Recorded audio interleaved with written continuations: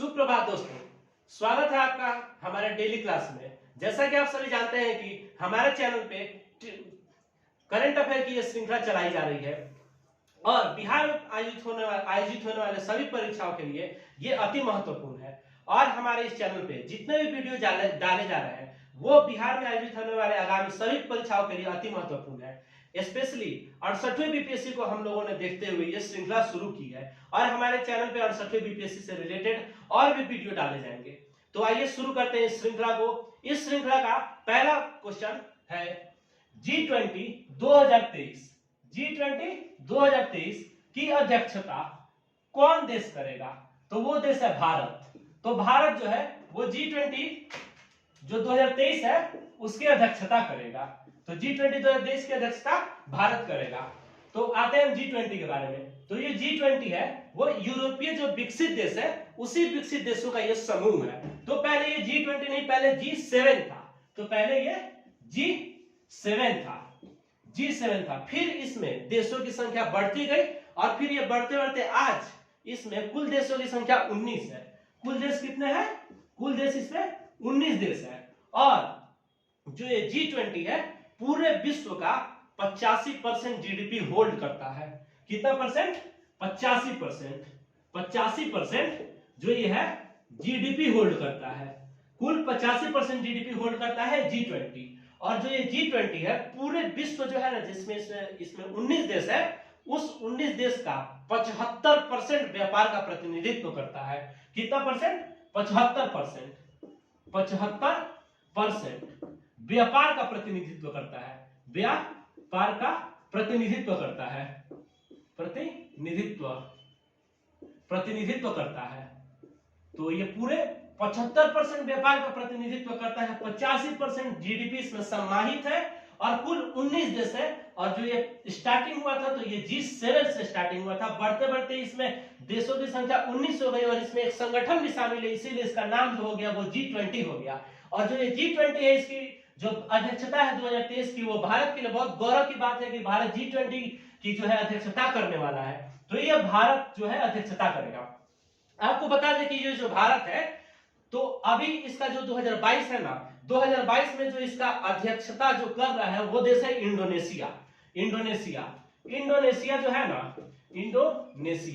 Indonesia ये 2022 में इसकी अध्यक्षता कर रहा है। 2022 में इसकी अध्यक्षता इंडोनेशिया कर रहा है। तो इंडोनेशिया है ना यही अध्यक्षता जो है ना वो भारत को देगा।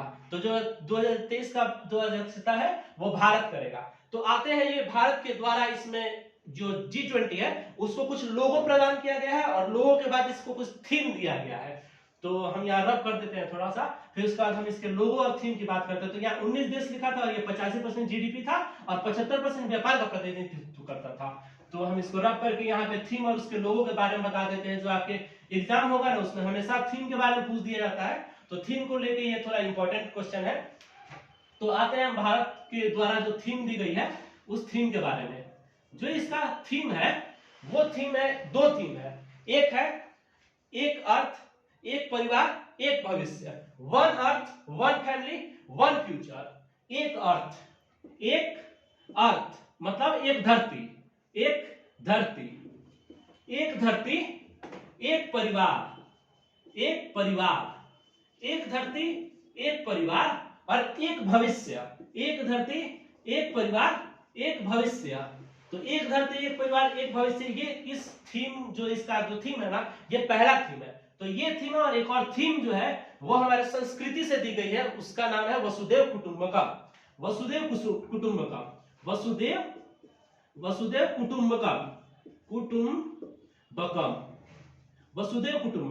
ये इसकी दूसरी थीम है। तो इसका जो थीम है एक धरती एक परिवार एक भविष्य और एक और थीम है वसुदेव कुटुंबकम। तो भारत के द्वारा ये थीम दिया गया है और जो ये वसुदेव कुटुंबकम है इसका अर्थ है धरती एक परिवार है। तो ये जो थीम है ना ये इसी से रिलेटेड है और वसुदेव कुटुंबकम का अर्थ है धरती एक परिवार है। तो धरती हमारी जो धरती है धरती एक परिवार है। धरती क्या है? एक परिवार है। धरती एक परिवार है। तो हमारी धरती एक परिवार है वसुदेव कुटुंबकम का अर्थ है एक धरती एक परिवार एक भविष्य। इसका थीम है। इंडोनेशिया भी अध्यक्षता कर रहा है। 2023 की अध्यक्षता भारत करेगा। 85% जीडीपी इसमें समाहित है। 75% व्यापार का प्रतिनिधित्व करता है। पहले G7 था, कुल 19 देश इसमें शामिल है। और बात करते हैं इसके हम लोगों की। इसका जो लोगो है, यहाँ स्पेस नहीं है तो मिटा देते हैं, आप लोग स्क्रीनशॉट ले सकते हैं या लिख सकते हैं। तो इसका जो लोगो है, यहाँ हल्का में हो जाएगा, इसका जो लोगो है, भारत के द्वारा जो लोगो दिया गया है, लोगो, तो जो भारत का राष्ट्रीय पुष्प है ना, कमल, कमल जो है इसका लोगो है। अब जैसा कि आप सभी जानते हैं, जैसे आप फोटो में देखिए तो कमल की 7 पंखुड़ियां दिखाई देती हैं। तो यही जो 7 पंखुड़ियां है ना, 7 पंखुड़ियों के साथ जो कमल है, यही इसका लोगो है। और जो 7 पंखुड़ियां है, ये 7 सुर सारे गामा पाधे निशा को दिखाती है। और 7 जो लोग 7 जो वो उसकी पंखुड़ियां है, वो 7 जो है ना महादेश, 7 महादेश को दिखाती है। जैसे 7 पंखुड़ियां, इसको भी हम रब कर देते हैं। 7 पंखुड़ियां, 7 पंखुड़ियों की बात हो रही है। 7 पंखुड़ियां, 7 पंखुड़ियां मतलब 7 द्वीप, 7 महादेश। 7 पंखुड़ियां, 7 पंखुड़ियां मतलब 7 महादेश, 7 महादेश, 7 पंखुड़ियां मतलब 7 महादेश। 7 महादेश की यहां बात हो रही है। तो 7 पंखुड़ियां है जो 7 महादेश को दिखाएंगी, 7 सुर को दिखाएंगी। और जो ये 7 पंखुड़ियां है, इसका जो रंग है वो हमारे ध्वज से रिलेटेड है। हमारे कहिए तो हमारे ध्वज से लिया गया है, केसरिया, उजला और हरा। तो केसरिया, उजला और हरा से इस कमल को दिखाया गया है। तो केसरिया, केसरिया, उजला, उजला और हरा, केसरिया, उजला और हरा से इसके कलर को दिखाया गया है, इसके रंग को दिखाया गया। 7 पंखुड़ियां है, इसका लोगो है, 7 महादेश को, 7 सुर को। इसका थीम है एक धरती एक भविष्य, एक धरती एक परिवार और एक भविष्य, वसुधैव कुटुंबकम, धरती एक परिवार है। पहले G7 था, कुल 19 देश शामिल है। इसमें इंडोनेशिया इसकी अध्यक्षता अभी कर रहा है। इसकी अध्यक्षता जो है इंडोनेशिया जो है वो भारत को प्रदान करेगा। कुल 85% जीडीपी इसमें आती है और कुल 75% जो व्यापार है उसका ये प्रतिनिधित्व करता है। आते हैं दोस्तों अपने अगले प्रश्न की तरफ। तो इस श्रृंखला का हमारा जो अगला प्रश्न है वो है पुरुष स्क्वैश टीम।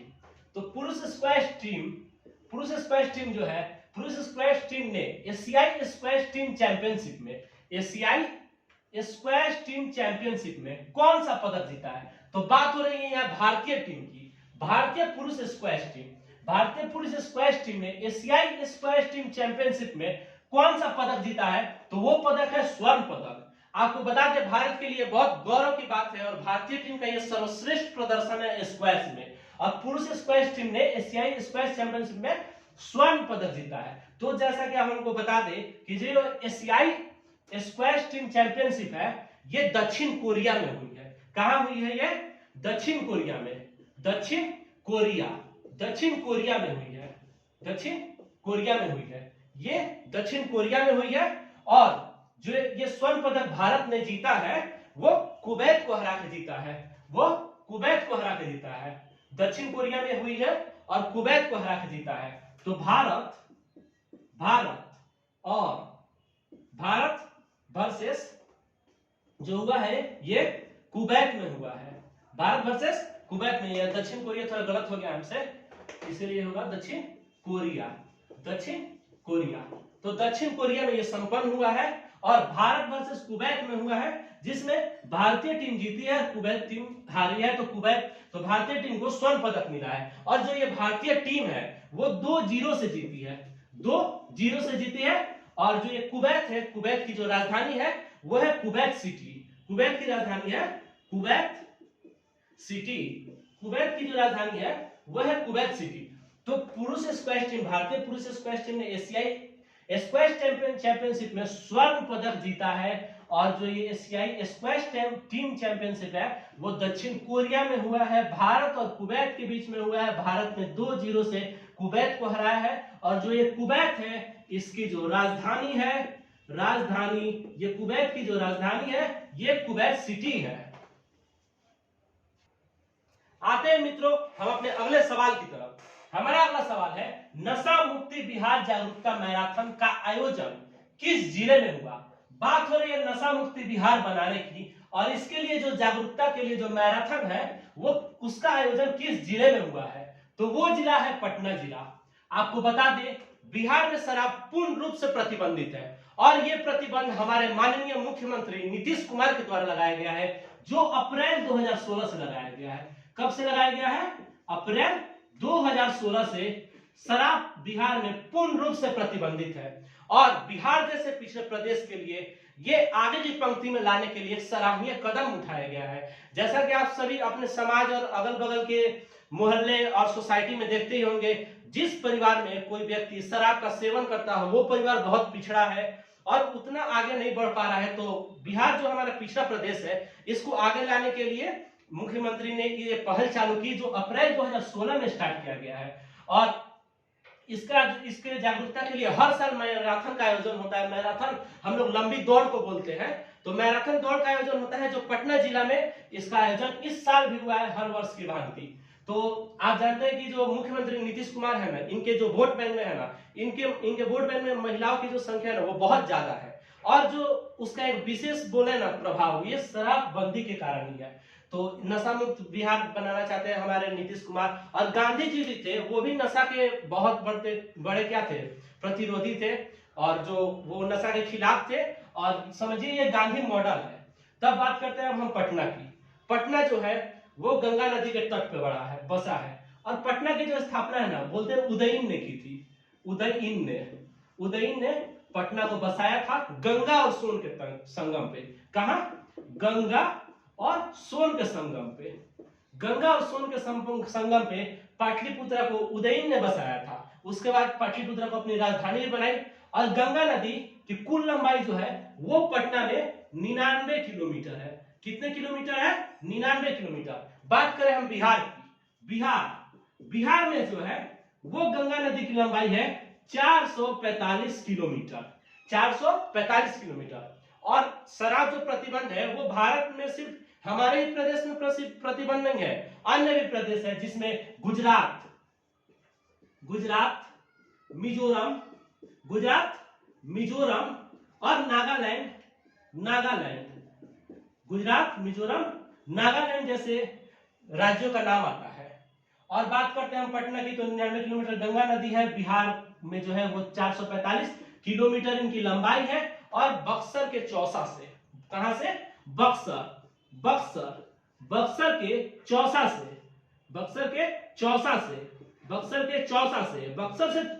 चौसा से गंगा नदी बिहार में प्रवेश करती है। और बात करें बिहार की, बिहार में जो है फॉरेस्ट वो 7.84% भूमि पे है। 7.84। तो बात करते हैं वन की। वन जो है वो बिहार में 7.84% भूमि पे है। कुल भूमि का 7.84%। और जो बिहार है उसकी एरिया की बात करें 94,163 किलोमीटर इसका जो एरिया है और उसमें से 7.84% वो वन द्वारा घेरा गया है। और जो ये कुल जो एरिया है ना उसका 7,380 वर्ग किलोमीटर होगा।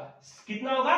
7,380 वर्ग किलोमीटर। तो इस क्वेश्चन का ये इतना डिस्कशन है। तो नशा मुक्ति बिहार जागरूकता मैराथन का आयोजन हर वर्ष की भांति इस वर्ष भी पटना में हुआ है। पटना को उदयन द्वारा बसाया गया है जो गंगा और सोन के तट पे बसाया गया है। गंगा जी की कुल लंबाई 99 किलोमीटर पटना में है, 445 किलोमीटर बिहार में है। नशा मुक्ति वो बिहार के अलावा अन्य राज्य जैसे गुजरात, मिजोरम और नागालैंड जैसे राज्यों में भी शराब पूरी तरह से प्रतिबंधित है। बिहार के कुल वनों की जो परसेंटेज है वो 7.84% है और 94,163 वर्ग किलोमीटर जो है ये बिहार का जो पूरा एरिया है। और कुल भारत का बोले तो 2.84%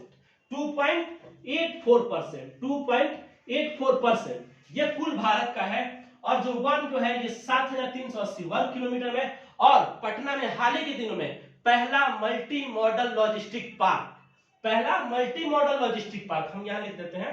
पहला मल्टी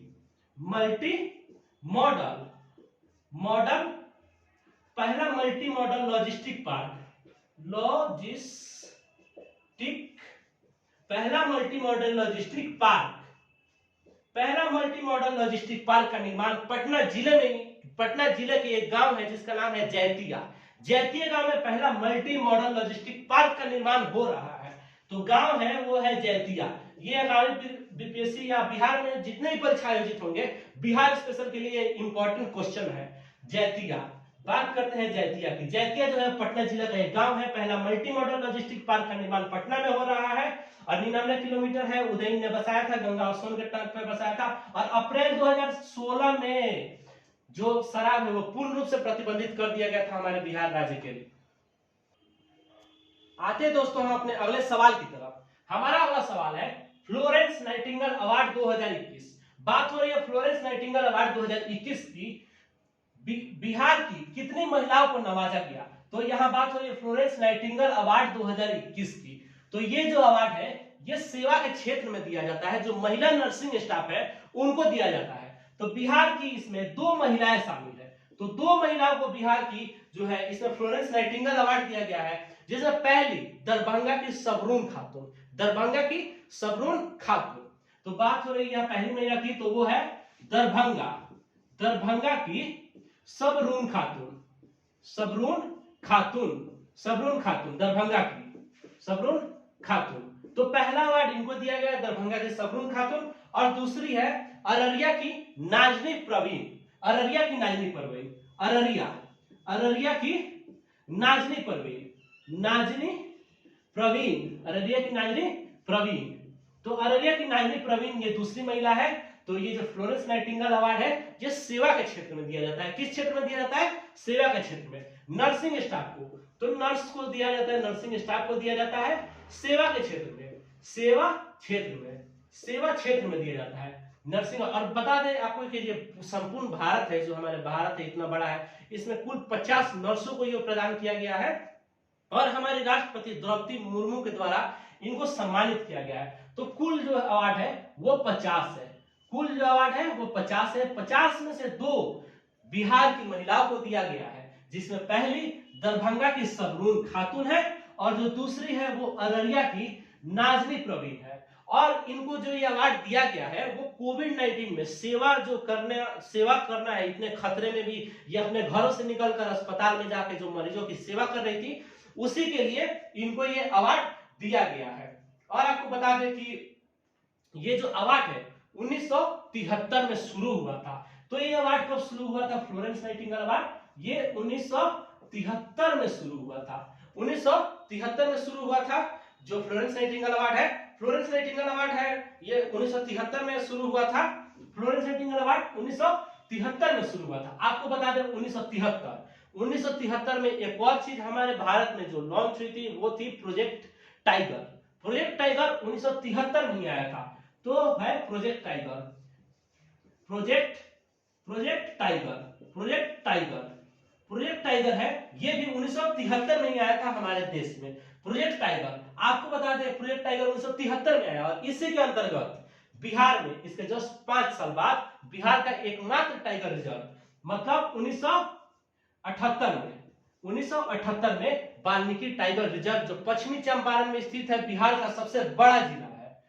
पश्चिमी चंपारण में, पश्चिमी चंपारण के बगहा में है, बगहा, पश्चिमी चंपारण के बगहा में है Valmiki tiger reserve, Valmiki tiger reserve, Valmiki tiger reserve, Valmiki tiger reserve, Valmiki tiger reserve. Valmiki tiger reserve जो है इसकी स्थापना 1975 में हुई, 1973 में प्रोजेक्ट टाइगर आया। इसी के अंतर्गत बिहार के पश्चिमी चंपारण के बगहा में वाल्मीकि टाइगर रिजर्व, इसमें कुल बाघों की संख्या 40 है। पहले 2018 में जो इसकी जनगणना हुई थी इसमें कुल बाघों की संख्या 32 थी। अभी जो है कुल बाघ जो है वो 40 है, कुल बाघ जो है 40 है। तो फ्लोरेंस नाइटिंगेल अवार्ड 2021 में बिहार की 2 महिलाओं को नवाजा गया है। कुल 50 महिलाएं हैं। पहली जो महिला है वो सबरून खातून है, दूसरी जो महिला है अररिया की नाजनी प्रवीण है।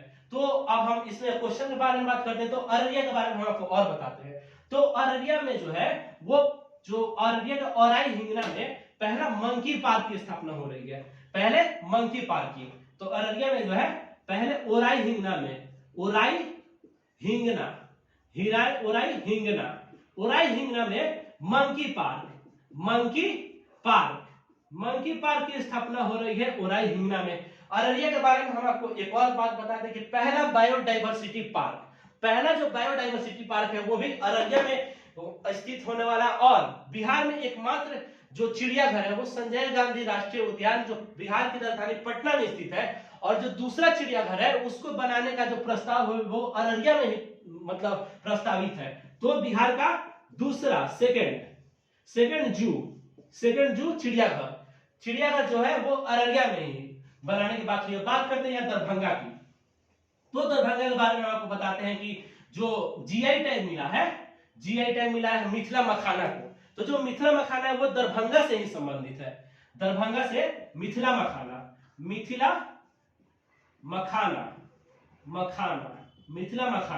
और जो ये फ्लोरेंस नाइटिंगेल अवार्ड है वो स्वास्थ्य एवं परिवार कल्याण मंत्रालय के द्वारा प्रदान किया जाता है, जो हमारी द्रौपदी मुर्मू ने 2 महिलाओं को दिया है। और जो केंद्र में अभी स्वास्थ्य एवं परिवार कल्याण मंत्रालय के जो मंत्री है उनका नाम है मनसुख मंडाविया। हम यहाँ लिख देते हैं मनसुख मंडाविया। जो स्वास्थ्य एवं परिवार कल्याण मंत्रालय है, स्वास्थ्य एवं परिवार कल्याण मंत्रालय के द्वारा दिया जाता है, तो उसके जो मंत्री है वो है मनसुख मंडाविया। तो स्वास्थ्य एवं परिवार कल्याण मंत्रालय,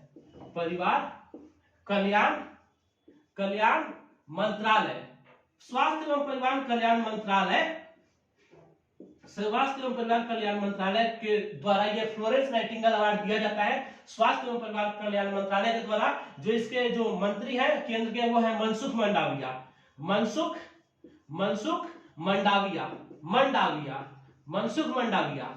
इसी जो मंत्रालय है इसी के द्वारा फ्लोरेंस नाइटिंगेल अवार्ड दिया जाता है। और बात करते हैं हम लोग पटना की, जो बिहार में ना दिया गया है, तो बिहार में बात करते हैं पटना। बिहार में जो है पटना है, उसमें जो हमारा राष्ट्रीय जलीय जीव है वो है डॉल्फिन, तो बिहार में जो पटना है ना, उसमें बिहार के पटना में राष्ट्रीय डॉल्फिन रिसर्च सेंटर, क्या है? राष्ट्रीय डॉल्फिन रिसर्च सेंटर राष्ट्रीय डॉल्फिन रिसर्च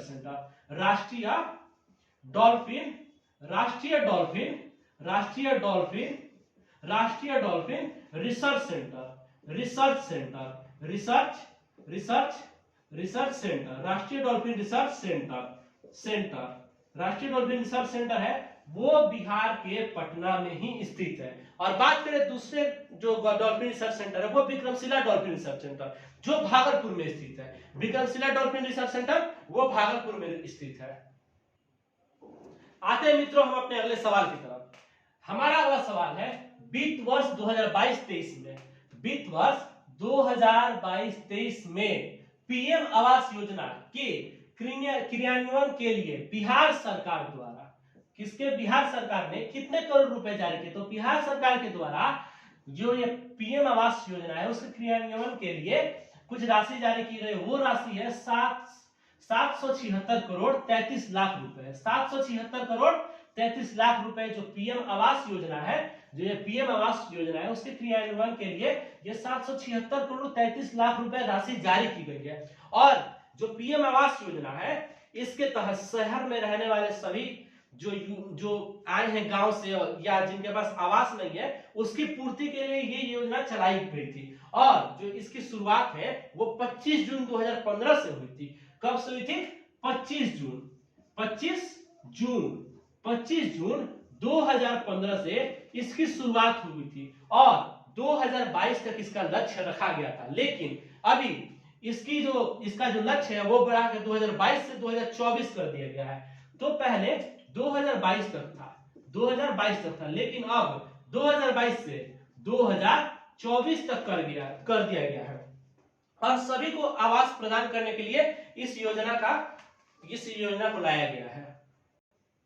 आते हैं मित्रों हम अपने अगले सवाल की तरफ। जो हमारा अगला सवाल है केंद्रीय प्रदूषण नियंत्रण बोर्ड CPCB के द्वारा जारी आंकड़ों में कौन सा शहर शीर्ष पर है? तो यह बात हो रही है प्रदूषण के मामले में जो शहर पूरे भारत में शीर्ष पे है। किसमें? पूरे भारत में। तो पूरे भारत में कुल 163 शहरों की जो है वो सूची जारी की गई। कितने शहरों की? 163 शहरों की सूची जारी की गई। जो इसमें 1 नंबर पे है वो है कटिहार। तो कटिहार इसमें 1 नंबर पे है। और जो दूसरा नंबर है 1 नंबर है वो है कटिहार, और जो दूसरा नंबर है वो आता है दिल्ली का। दूसरा नंबर जो है वो आता है दिल्ली का। पहला नंबर है कटिहार। 163 शहरों में कटिहार 1 नंबर पे है। और बात करते हैं इसके जो वायु गुणवत्ता की, वायु गुणवत्ता की AQI, एयर क्वालिटी इंडेक्स, इसको बोलते हैं AQI, एयर क्वालिटी इंडेक्स, वायु गुणवत्ता, वायु गुणवत्ता, वायु गुणवत्ता। तो जो ये है दिल्ली की है, जो दिल्ली का जो वायु गुणवत्ता है वो 354 है, दिल्ली का वायु गुणवत्ता 354 है। और इससे 6 अंक ज्यादा कटिहार का है। तो कटिहार का जो वायु गुणवत्ता है वो 360 है, कटिहार का जो वायु गुणवत्ता है वो 360 है, और जो दिल्ली का है वो 354 है। और कटिहार पूरे भारत का सबसे प्रदूषित शहर बन गया है। और बात करते हैं कटिहार की, तो ये पश्चिम बंगाल से सीमा बनाता है, और जैसे बिहार के चौसा से गंगा नदी एंट्री करती है, घुसती है, उसी तरह बिहार के कटिहार से गंगा नदी निकलती है, और भागलपुर और कटिहार के बीच में गंगा नदी प्रवाहित होती है, और ये पूर्णिया प्रमंडल के अंतर्गत आता है। तो आते हैं अपने अगले सवाल की तरफ। इस श्रृंखला का हमारा अगला सवाल है, लखपति दीदी मेले का आयोजन किस राज्य में किया गया है। बात हो रही है लखपति दीदी की, और ये मेला लगा है, इसका आयोजन किस राज्य में किया गया है, तो वो राज्य है उत्तराखंड। उत्तराखंड में सीएम पुष्कर सिंह धामी द्वारा, तो सीएम है यहाँ के पुष्कर सिंह धामी, पुष्कर सिंह धामी के द्वारा स्वयं सहायता समूह को ये लखपति दीदी बनाने के मतलब 2025 तक लखपति जो दीदी है ना, इसका मुख्य उद्देश्य है कि जो महिलाएं पूरे साल में 1 लाख से ज्यादा कमाती है उसी को लखपति दीदी बोला जाता है। तो पूरे वर्ष में 1 लाख महिला 1 लाख रुपए जो महिलाएं कमा रही है उसी को लखपति दीदी बोला जा रहा है। और 2025 तक, कब तक, 2025 तक जो सीएम पुष्कर सिंह धामी है स्वयं सहायता समूह की महिलाओं को 1.2 लाख मतलब 1,25,000 1.2 लाख महिलाओं को लखपति दीदी बनाने का लक्ष्य रखा गया है 2025 तक। बात करें उत्तराखंड की, उत्तराखंड में है जिम नेशनल पार्क। कौन national park? Gym national park.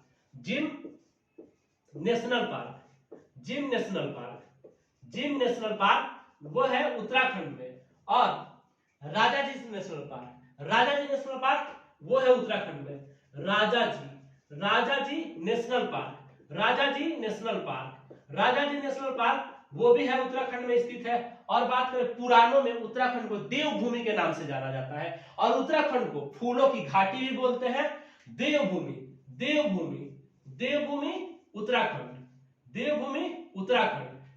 Uttarakhand है। उसके बाद से देवभूमि उत्तराखंड हो गई। और उत्तराखंड के गंगोत्री से गंगा का उद्भव भी होता है। देवप्रयाग, रुद्रप्रयाग, विष्णुप्रयाग, बद्रीनाथ, अमरनाथ, ये सब उत्तराखंड में है, इसीलिए इसको देवभूमि भी बोला जाता है। और भारत के दूसरे सबसे सर्वोच्च चोटी जिसका नाम है नंदा देवी, वो भी हमारे उत्तराखंड में ही स्थित है। तो नंदा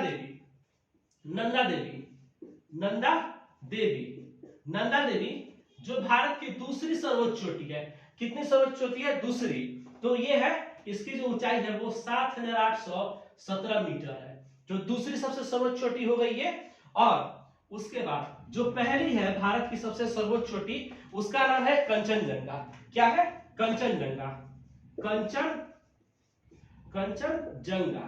कंचनजंगा, जिसकी ऊंचाई है 8,586 मीटर। कितना है?